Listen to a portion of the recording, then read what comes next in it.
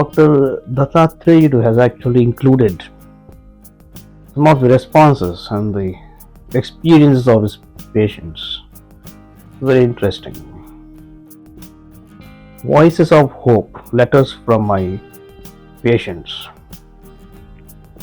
While all cancers are potentially fatal, thanks to the enormous advances in our understanding of the natural history of cancer and new and improved methods of treatment, many people who would have died in the past now survive.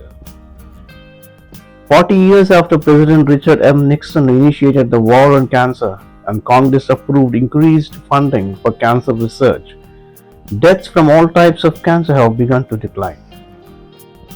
Indeed, the National Cancer Institute calculates that 9 million Americans who have had an initial bout with cancer are alive today because of intensive research into the causes, diagnosis, and treatment of cancer.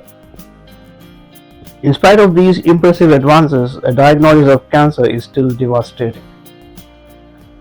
You have cancer. No one is ever prepared to be told that they have cancer. My patient MC observed in a letter that she wrote to me about her experience. As a physician who has treated cancer patients for many years, I know she is correct. Cancer is surely the most terrifying medical diagnosis of all. Upon hearing those three words, "you have cancer," or learning that a previously treated cancer has recurred, patients typically experience overwhelming feelings of shock, disbelief, denial, confusion, vulnerability, hopelessness, sadness, and anger. Unless people have been in this particular situation themselves, it is difficult to understand the depth of feeling and the sense of shock and the resulting feelings of disorientation that such news evokes. AG from US. I treated AG for prostate cancer in 1991 and his case is typical. He later wrote to me and described his experience. After my biopsy in 1991, my urologist informed me that I had prostate cancer and that there were 3 procedures available to me. I could have surgery that might leave me both incontinent and impotent and necessitated an extended stay in the hospital. Or I could have external radiation involving 5 weekday visits to the hospital for 7 weeks, which would likely leave me incontinent and impotent, although to a lesser degree. Or I could have monthly hormone treatments for life with the unappealing side effects of hot flashes and enlarged breasts. My future at this point looked very grim indeed. Luckily, that same week, my daughter read an article about Dr. Nori Dattatreyudu, who was treating prostate cancer with internal radioactive seeds. At this point, I thought I had nothing to lose and made an appointment. When the day arrived, Dr. Nori was very patient and frank with me. He described the brachytherapy treatment to me and said that the after effects were minimal, particularly when compared to the other options. I decided to have brachytherapy and was scheduled for the procedure. Even though the procedure is routinely done on an outpatient basis, I stayed in the hospital overnight because I had come from out of state and could be seen by my doctor in case of emergency. In the hospital, I was able to walk around and take care of my personal needs without any assistance from the nurses. My appetite was good and I ate well. The next morning, I was discharged from the hospital and went straight to my office in Paramus, New Jersey. I'm an accountant, and since it was tax season, my clients were waiting for their tax returns to be completed. I worked 6 days a week, 10 to 12 hours a day for 3 months, and then went on a well-earned vacation. As Dr. Nori predicted, I had no incontinence or erectile dysfunction. Upon my recommendations and experience, 2 of my friends have undergone the same operation and have been grateful to me for telling them about brachytherapy. It's now more than 10 years after my brachytherapy and periodic checks show that I am cancer-free. I haven't missed a single day of work since my treatment almost 2 decades ago, and quality of my life couldn't be better. I always thank God that my daughter found that article on Dr. Nori and brachytherapy. The second one. AG is just one of thousands of men who are treated for prostate cancer every year. His story is typical of men whom I have treated. He suffered no incontinence and his erectile function returned in a short time, and he has been coming for regular checkups for the last 15 years. RW from US. RW was referred to me in 1993 with a large lump in her left elbow. I noticed the lump myself on the outside of my left forearm, about midway between the wrist and elbow, and about 3 inches long. I wasn't alarmed and waited a few weeks before deciding to have my doctor look at it. He thought it might be a fatty tissue, which are almost always benign.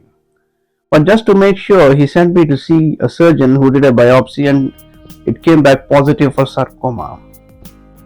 He said that he could remove the tumor, but because sarcomas tend to recur in the same site if all of the cancer cells aren't removed, he suggested that I have brachytherapy and referred me to Dr. Nori.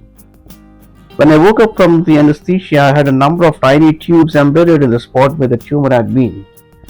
Each day for about a week, Dr. Nori came into my room and inserted the seeds into each tube. Having tubes stuck in your arm for a week certainly looks weird, but except during my treatments, they were covered with a bandage dressing and really weren't uncomfortable.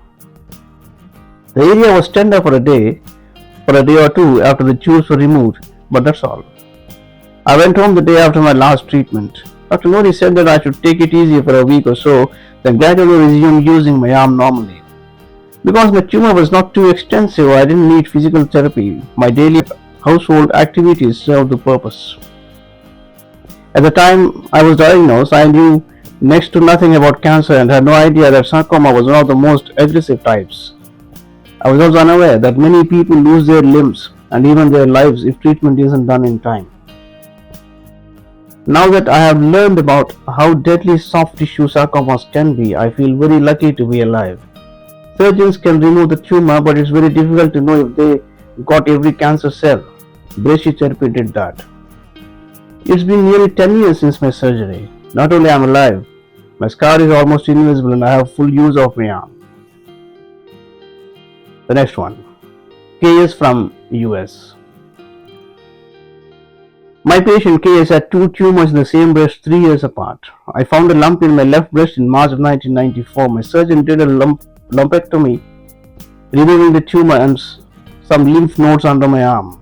Luckily, there were no cancer cells in the nodes. Afterwards, I was referred to Dr. Nori, and a month or so after the surgery, I started external beam therapy. In the summer of 1997, a second lump was discovered in the same breast during a routine checkup, and it too was malignant. I was advised to undergo mastectomy since yet another tumor might occur, but I refused so. So I had a second lumpectomy in the same breast. Since I had already had an extensive course of external beam radiation, Dr. Nori thought it wasn't advisable that I have any more. Instead, he recommended high-dose brachytherapy. I was hospitalized and had 7 treatments, 2 a day over 3 and 1.5 days. At the time of the first treatment, Dr. Nori put a number of needles through the spot where the tumor had been removed, and these remained in place until after the last treatment. They didn't hurt at all, although I was certainly aware that something unusual was there. Each time Dr. Nori put the high-dose seeds in the tubes for about 5 minutes with the help of a computerized machine called a remote after loader, and then removed them. For this, I didn't even need anesthetic.